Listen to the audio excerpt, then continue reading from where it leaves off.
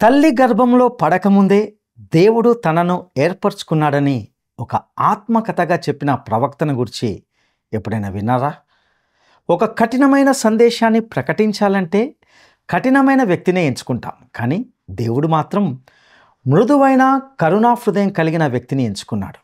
ఇంతకీ ఆ వ్యక్తి ఎవరో వివరాలను తెలుసుకుందాం.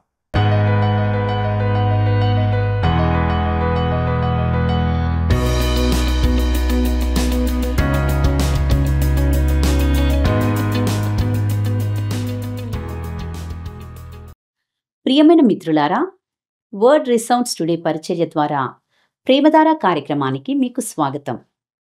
దేవుని మహాకృపతో మీరు ఆరోగ్యంగా ఆనందంగా ఉన్నారని మరియు మీరు ఈ కార్యక్రమాన్ని ఆస్వాదిస్తున్నారని, అదేవిధంగా బైబిల్లోని దేవుని వాక్యాన్ని నిరంతరం మరియు వివరణాత్మకంగా నేర్చుకుంటున్నారని ఆశిస్తున్నాం.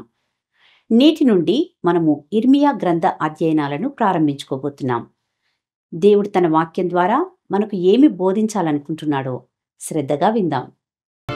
ప్రయాసపడి భారము మోయువో జనులారా, ప్రయాసపడి భారము మోయువో జనులారా, రండి రండి వేగమే రండి, త్వరపడి రండి, ప్రభు యేసుని చూడగరండి, మీ భారము తీరును రండి.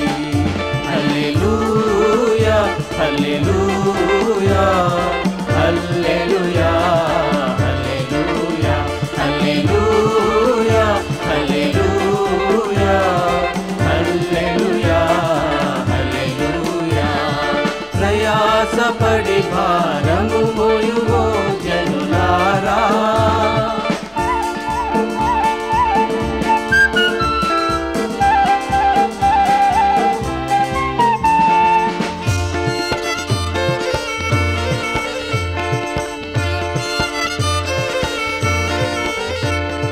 యేసుడు ఎవరో చూడాలని ఆశించిన జక్కయ్యను, యేసుడు ఎవరో చూడాలని ఆశించిన జక్కయ్యను, దర్శించి మరి రక్షించి, దర్శించి మరి రక్షించి, మిమ్మును రక్షించును రండి, మీ గృహమును దర్శించును రండి.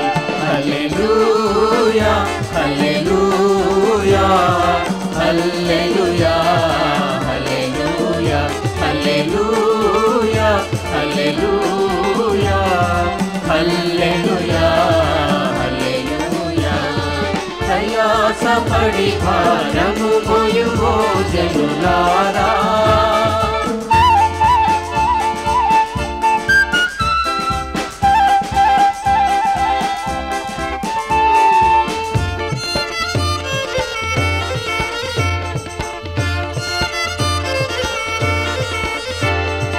రక్షణ కారణమే సయ్యగా కొనసాగించడి వాడాయనే, రక్షణ కారణమే సయ్యగా కొనసాగించడి వాడాయనే, ఆయన వైపే చూచుచూ, ఆయన వైపే చూచుచూ, అందములో పాలుంది.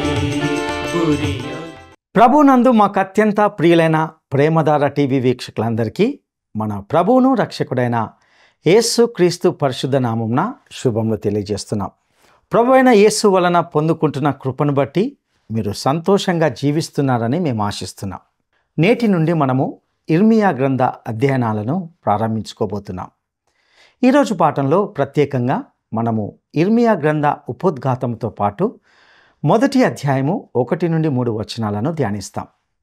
ఇర్మియా గ్రంథము బైబిల్లోని అత్యంత విశేషమైన గ్రంథాల్లో ఒకటి. ఆ మాటకొస్తే బైబిల్లోని ప్రతి గ్రంథము విశేషమైనదే, కానీ ఈ గ్రంథము చాలా అసాధారణమైన విధంగా ప్రత్యేకమైనది. ఇర్మియా విరిగి నలిగిన హృదయం గల ప్రవక్త. అతనే ఈ గ్రంథాన్ని రచించాడు అని చెప్పడానికి ప్రత్యేకమైన శాస్త్రీయమైన రుజువులేమీ అవసరం లేదు. వాస్తవానికి ప్రవక్తలు తమ పేరు పైకి రావాలని తాపత్రయపడరు. తమ దేవుని వెనక దాక్కుంటారు. ప్రవక్తలు ఎక్కువగా తమ చరిత్రను, ఆత్మకథను చెప్పినవారు కాదు. కానీ ఇర్మియా ఒక గొప్ప ప్రవక్త. అతని ప్రవచనం ఎక్కువగా ఆత్మకథతోనే కూడుకున్నది. ఇర్మియా తన గొప్పతనాన్ని కాక తన వేదనను, తన స్వంత వ్యక్తిగత చరిత్రను మనతో ఎక్కువగా పంచుకుంటున్నాడు. తన హృదయంలో ఉన్న గొప్ప భారాన్ని ఇంతగా మనతో పంచుకున్న ప్రవక్త మరొకరు లేరు. ఇదే ఇర్మియా యొక్క ప్రత్యేకత. ఇక ఈ గ్రంథంలో మనం కలుసుకునే ఇర్మియాను గురించి మీరు తెలుసుకోవడానికి, అతని గురించిన కొన్ని వాస్తవ విషయాలను మీతో పంచుకోవడానికి నేను ఇష్టపడుచున్నాను. మొదటిదిగా ఇర్మియా గ్రంథము 1వ అధ్యాయము 1వ వచనం ప్రకారము, అతడు యెరూషలేమునకు ఉత్తరాన ఉన్న అనాతోతులో ఒక యాజకునిగా జన్మించాడు. రెండవదిగా ఇర్మియా గ్రంథము 1వ అధ్యాయము 5వ వచనం ప్రకారము, గర్భంలో రూపింపబడక మునిపే నేను నిన్ను ఎరిగితిని, నీవు గర్భము నుండి బయలుపడక మునిపే నేను నిన్ను ప్రతిష్ఠించి తిని అని దేవుడైన యెహోవా చెప్పిన రీతిగా అతడు పుట్టకముందే ప్రవక్తగా ఎంపిక చేయబడ్డాడు. మూడవదిగా ఇర్మియా గ్రంథము 1వ అధ్యాయము 6వ వచనం ప్రకారము, అతడు చాలా చిన్న వయసులోనే బాలుడుగా ఉన్నప్పుడే ప్రవక్తగా ఉండడానికి పిలువబడ్డాడు. అది ఎంత గొప్ప భాగ్యము! ఇక నాలుగవదిగా ఇర్మియా గ్రంథము 1వ అధ్యాయము 9, 10 వచనాల ప్రకారము, ఇర్మియా పెళ్లగించడానికి, విరగొట్టడానికి, నశింపజేయడానికి, పడద్రోయడానికి, కట్టడానికి, నాటడానికి, జనుల మీద, రాజ్యముల మీద ఒక ప్రవక్తగా ఉండడానికి స్వయంగా దేవుని చేత నియమించబడ్డాడు. ఇది ఎంతో పెద్ద బాధ్యత.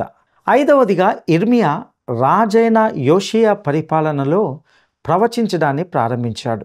రాజు మరణించినప్పుడు ఇర్మియా ప్రలాపించాడు. ఇది 2వ దినవృత్తాంతాల గ్రంథము 35వ అధ్యాయము 25వ వచనంలో వ్రాయబడింది. ఆరవదిగా ఇర్మియా గ్రంథము 16వ అధ్యాయము 1-2 వచనాల ప్రకారము, ఇర్మియా తాను జీవించిన భయంకరమైన కాల పరిస్థితుల కారణంగా వివాహము చేసుకోవడానికి నిషేధించబడ్డాడు. ఏడవదిగా మరొక విషయం ఏమిటంటే, ఇర్మియాను తన స్వంత ప్రజలే తిరస్కరించారు. ఇర్మియా ప్రజల చేత ఎంతో ద్వేషించబడ్డాడు, కొట్టబడ్డాడు, బోండాలో వేయబడ్డాడు, చెరసాల్లో వేయబడ్డాడు, ద్రోహిగా చిత్రీకరించబడ్డాడు.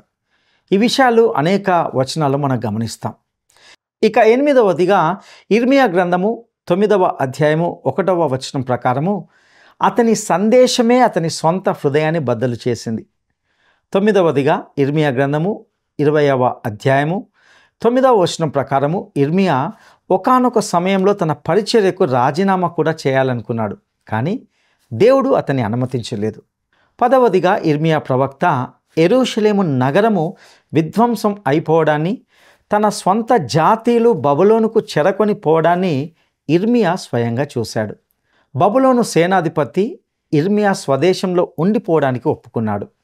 మిగిలిన ప్రజలు ఐగుప్తుకు పారిపోవాలని చూశారు. కానీ అలా చేయకండి అని ఇర్మియా ప్రవచించాడు. ఈ విధంగా వారందరూ ఇర్మియాను వ్యతిరేకించారు. బలవంతంగా అతన్ని ఐగుప్తుకు తీసుకొని వెళ్ళారు. చివరికి ఇర్మియా ఐగుప్తులోనే చనిపోయాడు. మిగిలిపోయిన శేష ప్రజలు అతన్ని అక్కడ రాళ్లతో కొట్టి చంపారు. ఈ విషయాలను 42వ అధ్యాయము 15వ వచనం నుండి 43వ అధ్యాయము 3వ వచనం వరకు మరియు 43వ అధ్యాయము 6, 7 వచనాల్లో గమనిస్తాం. ప్రియులారా, ఇర్మియా ఒక విశేషమైన మనిషి. ఎడతెగకుండా కన్నీరు కార్చిన విలాప ప్రవక్త. ఇర్మియా హృదయము ఒక తల్లి హృదయాన్ని పోలి ఉన్నది. అందుకే దేవుడు కన్నీటితో నిండిన కళ్ళు కలిగిన ఈ వ్యక్తిని తీవ్రమైన తీర్పు సందేశాన్ని అందించడానికి నియమించుకున్నాడు. అతను ఇచ్చిన సందేశము అతని సొంత హృదయాన్ని విరిచివేసింది. ఇర్మియా దేవుని చేత వాడబడిన గొప్ప ప్రవక్త. తన జాతి భవిష్యత్తును గురించి అతడు ఎంతో ఆందోళన చెందాడు, వలవల ఏడ్చాడు. తన స్వంత జాతీయులు దేవుని మాట వినడం లేదు, అధోపతనం చెందుతున్నారని, అయ్యో నా ప్రజలు నాశనం అవుతున్నారని, దేవుడు చెప్పిన మాట వినకుండా మారాము చేస్తున్నారు అంటూ ఇర్మియా ఎంతగానో కుమిలిపోతున్నాడు. యథార్థంగా మాట్లాడుకుంటే మనలాంటి వారమైతే ఈ రకమైన అంటే మృదువైన హృదయం నిండా కనికరము జాలిగల మనిషిని ఒక కఠినమైన సందేశాన్ని ప్రకటించడానికి ఎంచుకోం. మనమైతే కఠినమైన సందేశాన్ని ఇవ్వడానికి కఠినమైన వ్యక్తినే ఎంచుకునేవారం కాదంటారా? కానీ దేవుడు మాత్రము ఆ రకమైన వ్యక్తిని ఎంచుకోలేదు. ఆయన మృదువైన కరుణా హృదయం కలిగిన వ్యక్తి అయిన ఈ ఇర్మియాను ఎంచుకున్నాడు.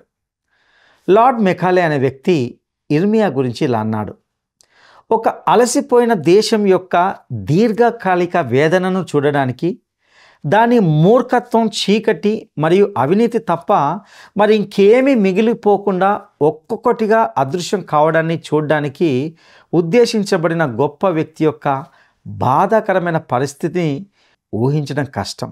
సరిగ్గా ఇదే ఇర్మియా యొక్క స్థానం మరియు అతని పరిస్థితి. అతడు తన ప్రజలు చెరలోనికి వెళ్ళడానికి కల్లారా చూశాడు. డాక్టర్ మూర్ హెడ్ అనే వ్యక్తి కూడా ఇర్మియాను గురించి ఈ స్పష్టమైన చిత్రాన్ని మనకు అందించాడు. యూదాలో అన్నీ కూడా అంతిమ మరియు దుఃఖకరమైన విపత్తు వైపు పరిగెత్తుతున్న సమయంలో ప్రవచించడం ఇర్మియా విధి.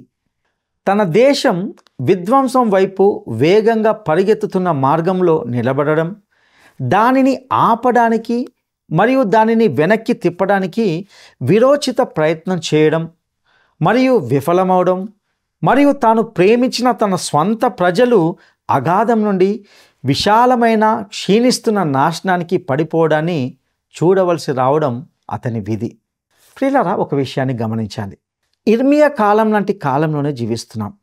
మనది నేడు గొప్ప ప్రపంచం మరియు మనం చాలా వాటిని సాధించాం. మనము చంద్రుని మీదకి వెళ్ళాం మరియు మనం అణుబాంబులను ఉత్పత్తి చేశాం. మనము బలమైన దేశం, ప్రపంచం అయినప్పటికీ మనలో అదే అవినీతి ఉంది.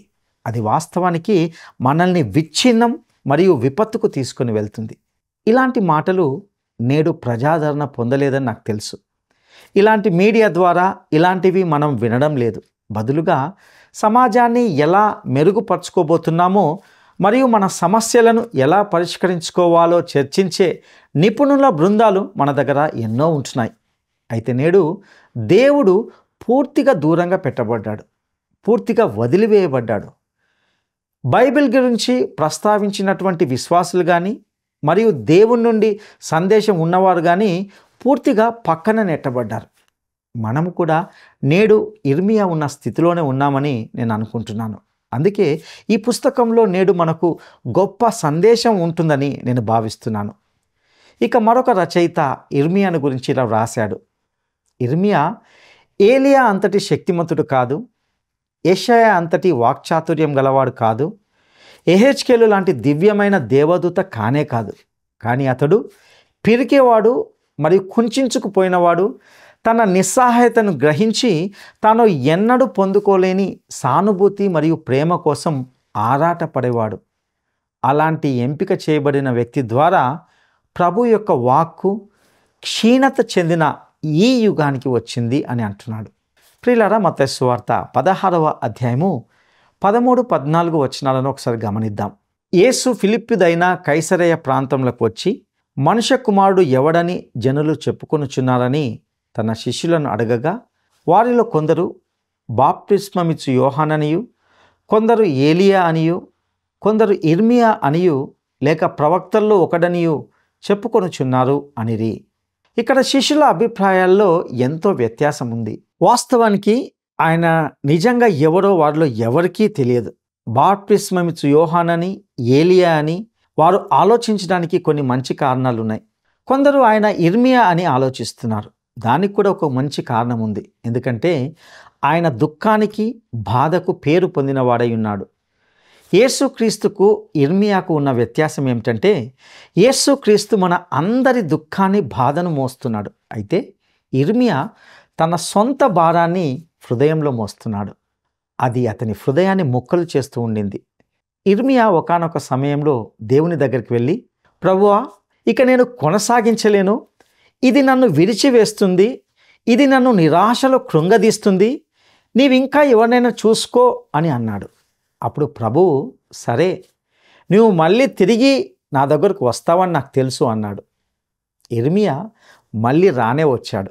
ఇర్మియా గ్రంథము 20వ అధ్యాయము 9వ వచనంలో ఇలా అన్నాడు, ఆయన పేరు నేను ఎత్తను, ఆయన నామంను బట్టి నేను ప్రకటింపను అని నేను అనుకుంటున్నా, అది నా హృదయంలో అగ్నివలె మండుచు నా ఎముకల్లోనే మూయబడి ఉన్నట్లున్నది. నేను ఓర్చి ఓర్చి విసికి ఉన్నాను, చెప్పక మానలేదు. వీళ్ళ గమనించారా? అది తన హృదయాన్ని విరిచివేస్తున్న ఇర్మియా ఆ సందేశాన్ని ప్రకటించాడు. దేవునికి అలాంటి వ్యక్తి కావాలి. దేవుడు ఇశ్రాయేలీలను చెరలోనికి తీసుకుపోతున్నా, తీర్పు తీరుస్తున్నా అది ఆయన హృదయాన్ని విరిచివేస్తుందని వారు తెలుసుకోవాలి అని అనుకుంటున్నాడు. యెషయా ప్రవక్త 28వ అధ్యాయము 21వ వచనంలో చెప్పినట్లుగా తీర్పు అనేది యెహోవా యొక్క ఆశ్చర్యకరమైన కార్యం. యెషయా ప్రవక్త పరిచర్య ముగించిన దాదాపు 1 శతాబ్దం తర్వాత ఇర్మియా పరిచర్యను రాజైన యోషియా కాలంలో ప్రారంభించి బబులోనులోనికి చెరగా వెళ్ళే అంతవరకు కూడా ప్రవచిస్తూ వచ్చాడు. బబులోనులో 70 సంవత్సరాల చెర అని ప్రవచించింది ఇర్మియానే. చెర అనే చీకటి నుండి వెలుగులోనికి వెళ్తారని కూడా అతడు చూడగలిగాడు. ఇర్మియాలాగా ప్రకాశవంతమైన భవిష్యత్తు గురించి ప్రవచించిన మరొక ప్రవక్త ఎవరు కూడా లేరు. ఇట్టి గొప్ప విషయాలను ఈ గ్రంథంలో మనం చూడబోతున్నాం. ఇర్మియా సందేశము ప్రజల చేత స్వాగతించబడనిది, అది తృణీకరించబడింది.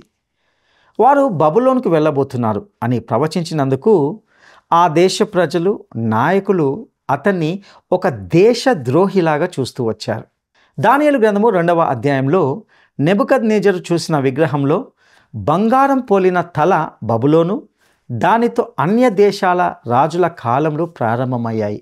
ఇర్మియా సందేశం అంతటిని వర్ణిస్తే ఒకే పదం కనిపిస్తుంది. అదే వెనుతిరుగుట లేదా వెనుకకు జారిపోవుట, లేదా దీనినే బ్యాక్ స్లైడింగ్ అని అంటాం. ఈ మాట 13 సార్లు కనిపిస్తుంది. ఈ పదం పాత నిబంధన అంతటిలో మిగతా చోట్ల కేవలము 4 సార్లు మాత్రమే ఉపయోగించబడింది. ఒకసారి సామెతల గ్రంథంలో, మిగతా 3 సార్లు హోషేయ గ్రంథంలో కనిపిస్తుంది. ఈ గ్రంథం అంతటిలో ఎక్కువ సార్లు కనిపించే పేరు బబులోను. మిగతా బైబిల్ అంతటి కంటే కూడా ఎక్కువగా ఈ ఒక్క గ్రంథంలోనే ఇది 164 సార్లు కనిపిస్తుంది. దీనిని బట్టి బబులోను ఎంతటి శత్రువో మనకు అర్థమవుతుంది. ఇర్మియా గ్రంథమును చదువుతున్నప్పుడు ఈ పుస్తకంలోని సందేశాన్ని అభినందించాలి అంటే ఈ ప్రవక్త నివసించిన మరియు పరిచర్య చేసిన కాలాన్ని మనము చక్కగా అర్థం చేసుకోవాలి. ఇతర ప్రవక్తల పుస్తకాలను అర్థం చేసుకోవడం కంటే కూడా ఇర్మియాను అర్థం చేసుకోవడం చాలా ముఖ్యం. ఇర్మియా అంధకారమైన, నాశనకరమైన రోజుల్లో జీవించాడు. దేవుని ప్రజలు భద్రత కోసం దేవుని వైపు చూసే బదులు ఐగుప్తు లేదా అష్షూరు వైపు చూడడం ప్రారంభించారు. వీక్షకులు గమనించవలసిన ఒక విషయం ఏమిటంటే, ఇర్మియా గ్రంథం ఒక ప్రవక్త యొక్క వ్యక్తిత్వాన్ని గురించి ఇతర ప్రవక్తల గ్రంథాల కంటే కూడా ఎక్కువగా వెల్లడి చేస్తుంది. ఇర్మియా తన జీవితాన్ని తన ప్రభువుతో పంచుకున్నాడు కాబట్టి దేవుడు ఇర్మియా యొక్క జీవిత సన్నివేశాలను మనతో పంచుకున్నాడు. ఇర్మియా యుక్త వయసులో ఉన్నప్పుడు ప్రభువు పిలుపుకు అతను ప్రతిస్పందించడం అతని నిరాడంబరతను మొదటి సూచనగా మనం చూస్తాం. అతను ఈ పనికి నేను అల్పుడనని అతడు గ్రహించాడు. అతడు తన పనిలో కృంగిపోవడం అనేది అతని సున్నితత్వంను మనకు చూపిస్తుంది. తను ప్రకటించిన ప్రవచనాల భారమును ముందుగా తన హృదయంలో ఇర్మియా అనుభవిస్తూ వచ్చాడు. ఇర్మియా తన కాలంలోని జనాదరణ పొందిన అభిప్రాయాలు మరియు అభిప్రాయాలను రూపొందించే వారికి వ్యతిరేకంగా ఒంటరిగా నిలబడడంలో అతని బలాన్ని మనం చూస్తాం. ప్రకటించడానికి దేవుడు తనకిచ్చిన మొత్తం సందేశాన్ని అతడు ఎల్లప్పుడూ అందించాడు. మరియు దేవుడు మాట్లాడమని చెప్పిన ప్రతిసారి అతడు ఎప్పుడూ మాట్లాడడం మానలేదు. తన చుట్టూ ఎన్ని జరుగుతున్నా, ఏది ఏమైనప్పటికీ ఇర్మియా దేవుణ్ణి నమ్మకంగా అనుసరించాడు. దేవుని మాటలు ప్రకటించడానికి ఇర్మియా ఈ భూమిపై దేవుని యొక్క ప్రతినిధిగా ఉన్నాడు. నేడు మనకు ఇర్మియా వంటి స్వరము మరియు జీవితాలు కావాలి. ఈ గ్రంథ ధ్యానం అన్ని సమయాల్లో ఇర్మియాలాగా మనము దేవునికి నమ్మకంగా ఉండేందుకు ఎంతగానో ప్రోత్సహిస్తుంది. ఇంతవరకు మనము ఇర్మియా గ్రంథం యొక్క ఉపోద్ఘాతాన్ని చూసాం. ఇప్పుడు ఇర్మియా గ్రంథం 1వ అధ్యాయము 1వ వచనం నుండి 3వ వచనం వరకు ధ్యానించుకుందాం. ఈ గొప్ప పుస్తకం చరిత్ర పుస్తకాల్లోని ప్రవక్తలను అర్థం చేసుకోవడానికి సహాయపడుతుంది. ప్రవక్తల పుస్తకాలు చాలా వరకు గ్రంథకర్త మరియు కాలాన్ని, వాటి చారిత్రక సందర్భాన్ని తెలియజేయడానికి కొన్ని సూచనలతో ప్రారంభమవుతాయి. ఇర్మియా గ్రంథంలో కూడా ఇది సత్యం. యోషియా రాజ్యకాలంలో ఇది ప్రవచించబడింది. ఇక ఇర్మియా గ్రంథము 1వ అధ్యాయము 1వ వచనాన్ని గమనిద్దాం. బెన్యామీను దేశమందలి అనాతోతులో కాపురమున్న యాజకుల్లో ఒకడై హిల్కియా కుమారుడైన ఇర్మియా వాక్యములు. ప్రియులారా, ఇర్మియా అనే పేరు ఇశ్రాయేలు దేశంలో సాధారణమైన పేరు. ఇర్మియా హిల్కియా కుమారుడు. ఇంతకీ ఈ హిల్కియా ఎవరంటే, రాజైన యోషియా పరిపాలనలో ప్రధాన యాజకుడై ఉన్నప్పుడు ఈ హిల్కియాకు ధర్మశాస్త్ర గ్రంథం దొరికింది. అది రాజ్యమంతటా ఉజ్జీవం రావడానికి కారణమైంది. ఉజ్జీవం అనేది మనుషుల వలన కలిగేది కాదు, అది దేవుని వాక్యం వలన కలుగుతుంది.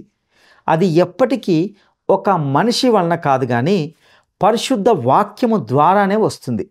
సంఘ చరిత్రలో ఉజ్జీవం వచ్చిన ప్రతిసారి కూడా దానికి కారణం దేవుని వాక్యమే. దేవుడు మనుషులను ఉపయోగించుకున్నాడు అన్నది వాస్తవమే అయినప్పటికీ ప్రజల్లో, సేవకుల్లో ఉజ్జీవాన్ని కలిగించేది దేవుని వాక్యమే. ఈ ఉజ్జీవంను గురించి, అది తీసుకువచ్చిన ప్రభావం గురించి 2వ రాజుల గ్రంథము 22 మరియు 2వ దినవృత్తాంతముల గ్రంథము 34వ అధ్యాయంలో మనం చూడవచ్చు. ఇక అనాతోతు అనేది ఇర్మియా యొక్క స్వస్థలం. ఇది యెరూషలేముకు ఉత్తరాన కొద్ది మైళ్ళ దూరంలో ఉన్నది. ఇక ఇర్మియా గ్రంథము 1వ అధ్యాయము 2వ వచనాన్ని గమనిద్దాం. ఆమోను కుమారుడైన యోషియా యూదాకు రాజై ఉండగా అతని ఏలుబడి 13వ సంవత్సరమున యెహోవా వాక్కు ఇర్మియాకు ప్రత్యక్షమాయెను. ప్రియులారా, ఈ వచనాన్ని గమనించారా? వాస్తవానికి యోషియా రాజ్యపాలన చేయడానికి సింహాసనం ఎక్కినప్పుడు అతని వయస్సు కేవలము 8 సంవత్సరాలే. అతడు 31 సంవత్సరాలు పరిపాలన చేశాడు. యోషియా 22 సంవత్సరాల వయసులో ఉన్నప్పుడు ఇర్మియా తన పరిచర్యను ప్రారంభించాడు. అంటే ఇర్మియాకు సుమారు 20 సంవత్సరాల వయసు ఉండి ఉండవచ్చు. బహుశా వీరిద్దరూ స్నేహితులై ఉండవచ్చు. యోషియా పరిపాలనలో ఇర్మియా 18 సంవత్సరాలు ప్రవచిస్తూ వచ్చాడు. 2వ దినవృత్తాంతంలో 35వ అధ్యాయము 25వ వచనంలో యోషియా మరణించినప్పుడు ఇర్మియా విలపించడాన్ని మనం చూస్తాం. మనుషులు దేవుని సేవకులు అయినప్పటికీ వారు కూడా మనుషులే కాబట్టి కొన్నిసార్లు పొరపాట్లు చేస్తారు. యోషియా కూడా ఒక పొరపాటు చేశాడు. అదేంటంటే, ఐగుప్తు రాజైన ఫరో యూదా మీద పడి దాడి చేయకపోయినప్పటికీ అతని మీదికి కర్కమేషు వద్ద యుద్ధానికి వెళ్ళాడు. మెగిద్దో లోయ, హర్మగిద్దోను ప్రాంతంలో యోషియా చంపబడ్డాడు. యోషియా మంచి రాజుగా పరిపాలన చేశాడు కాబట్టి ఇర్మియా అతన్ని కోల్పోయినందుకు ఏడ్చాడు. యోషియా కాలంలోనే ప్రజలు చివరిగా ఉజ్జీవాన్ని చూశారు. అది ఒక గొప్ప ఉజ్జీవం. యోషియా మరణం తర్వాత యూదా దేశం అంధకారంలో పడిపోవడాన్ని ఇర్మియా చూశాడు. ఇక ఇర్మియా గ్రంథము 1వ అధ్యాయము 3వ వచనాన్ని గమనిద్దాం. మరియు యోషియా కుమారుడగు యెహోయాకీము యూదాకు రాజయ్యుండగాను, యోషియా కుమారుడగు సిద్కియా యూదాకు రాజయ్యుండగాను, అతని ఏలుబడి 11వ సంవత్సరాంతం వరకును, అనగా ఆ సంవత్సరంన 5వ నెలలో యెరూషలేము చెరదీసుకొని పోబడు వరకును ఆ వాక్కు ప్రత్యక్షమగుచుండెను. ప్రియులారా, ఈ 2-3 వచనాలు ఇర్మియా తన పరిచర్యను ఖచ్చితంగా ఎప్పుడు ప్రారంభించాడో స్పష్టంగా తెలియజేస్తున్నాయి. అనగా యోషియా యొక్క పరిపాలనలోని 13 సంవత్సరం మొదలుకొని యూదా బబులోనుకు చెరగొని పోబడే వరకు అని అర్థం చేసుకోవాలి. అయితే నెబుకద్నెజరు ఇర్మియాను తన స్వదేశంలోనే ఉండనిచ్చి తన సేనాధిపతి అయిన నెబూజరదానుకు ఇలా ఆజ్ఞాపించాడు. ఇర్మియా గ్రంథము 39, 11, 12 వచనాలు. నీవు అతనికి హాని చేయక దగ్గర ఉంచుకొని పరామర్శించి ఇతడు నీతో చెప్పున్నట్టు చేయవలెను. ఇక్కడ గమనించారా? అంతకుముందు ఇర్మియా ఇచ్చిన సందేశాలు, ప్రవచనాలు వారికి నచ్చలేదు. కానీ ఇప్పుడు మీరు బందీలుగా చెరకొని పోబడతారు అనే మాటలు అక్షరాల నెరవేరాయి. ఇర్మియా ఐగుప్తుకు వెళ్ళడానికి ఇష్టం లేకపోయినప్పటికీ బలవంతంగా వెళ్ళవలసి వచ్చింది. అక్కడ దేవునికి, ప్రజలకు నమ్మకమైన సేవ చేస్తూ అక్కడే మరణించాడు. తొలగించబడిన చరిత్ర అంతయు కూడా 2వ దినవృత్తాంతముల గ్రంథంలో పేర్కొనబడింది. యెహోయాహాజు కేవలము 3 నెలలు మాత్రమే పరిపాలించాడు. ఆ తర్వాత అతని సహోదరుడైన ఎల్యాకీమును ఐగుప్తు రాజు సింహాసనం మీద కూర్చుండబెట్టి అతని పేరును యెహోయాకీముగా మార్చినట్లుగా చూస్తాం. అతడు 13 సంవత్సరాలు పరిపాలించాడు. ఇర్మియా అతన్ని నెబుకద్నెజరుకు వ్యతిరేకంగా తిరుగుబాటు చేయవద్దని హెచ్చరించాడు. అయితే ఇర్మియా మాటలు పెడచెవిన పెట్టడం ద్వారా యెహోయాకీము బబులోనుకు చెరగా తీసుకొని పోబడతాడు. అతని స్థానంలో అతని తర్వాత బబులోను రాజు యెహోయాకీనును సింహాసనం మీద కూర్చుండబెడతాడు. అతడు కూడా ఎక్కువ కాలం పరిపాలించలేకపోయాడు. అతన్ని కూడా నెబుకద్నెజరు బబులోనుకు చెరగా తీసుకొని వెళ్ళాడు. అతని తర్వాత సిద్కియా సింహాసనం మీద కూర్చుంటాడు. సిద్కియా 11 సంవత్సరాలు పరిపాలించాడు.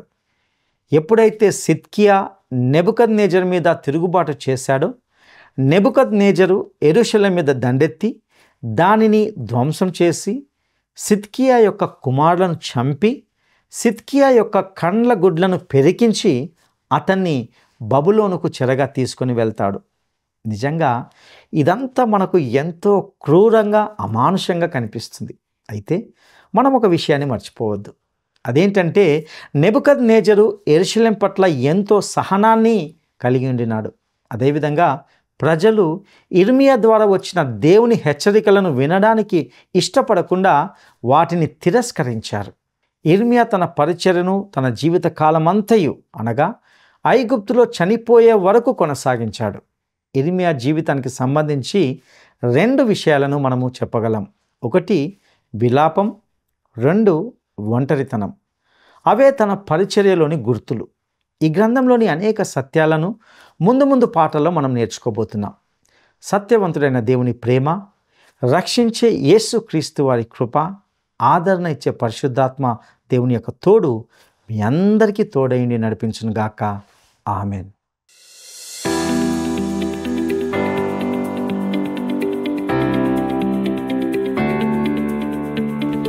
ఇర్మియా యొక్క తండ్రి పేరు ఏమిటి?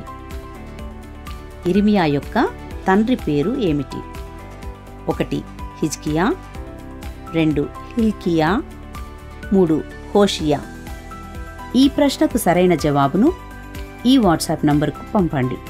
మా వాట్సాప్ నంబర్ 9399552570.